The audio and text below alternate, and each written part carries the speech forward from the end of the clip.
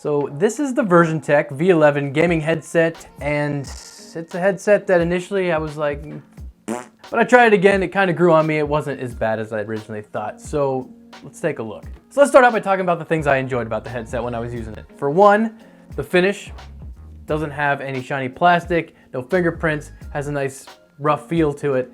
It doesn't look too bad. It's not the most premium finish, I will say, but it should hold up just fine for daily use. Comfort though, these things are actually really comfortable to wear. They're very light, and the ear cups, they're deep enough that you're not gonna have, when you put on a gaming headset, you can feel like your inner ear touching the inside of the cup, which I actually hate. That's not a problem. These are deep enough. They are comfortable to wear. They're very light. So fit and comfort, good, A+.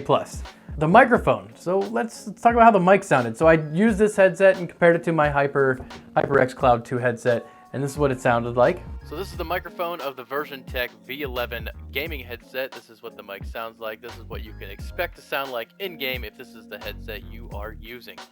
This is the headset on my HyperX Cloud 2 headset. Same settings, same everything as before, just now we're using the HyperX headset. And this is what you sound like with this one.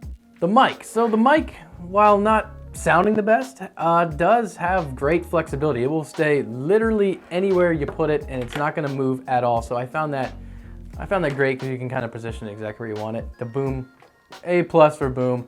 The lighting, I do appreciate the RGB. I will say though, these are not addressable RGB. So you have that, or you have that. So you have off or rainbow. That's it. Two choices.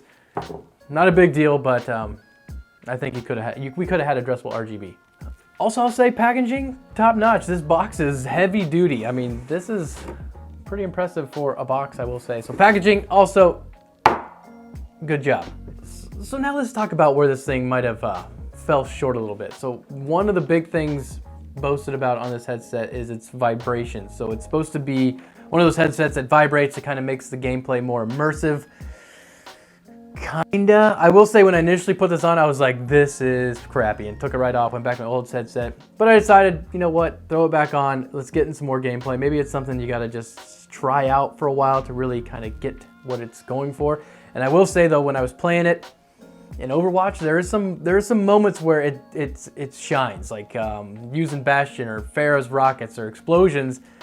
They do vibrate and make you feel more immersed in the gameplay, but there's other times where not so much. Like when you're in a non-base dependent area of the map, everything seems to be muffled. And you can turn it off, and when you shut it off, it's pretty much like no bass at all. The sound quality, not including the bass, isn't too bad, but you need some sort of bass in the game. And I will say, so the vibration is not like there's no vibrator in the headset like you have in your controller. It's all dependent on sound. So there's got to be pretty loud bass sounds or low pitch sounds to really get the headset vibrating, and I just wasn't sold on what they were trying to go for. I mean, it did have its moments where it shined, but it wasn't there yet. So the cable on the headset could be a little longer if I want to be picky about it, but it's not too bad. It's not braided, but it's not horrible either.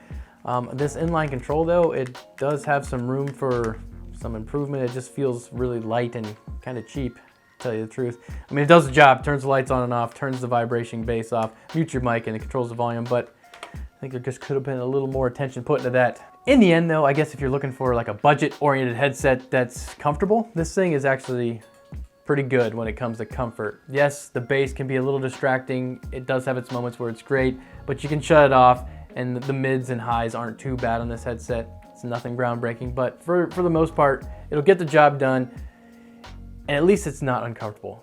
So thank you for watching.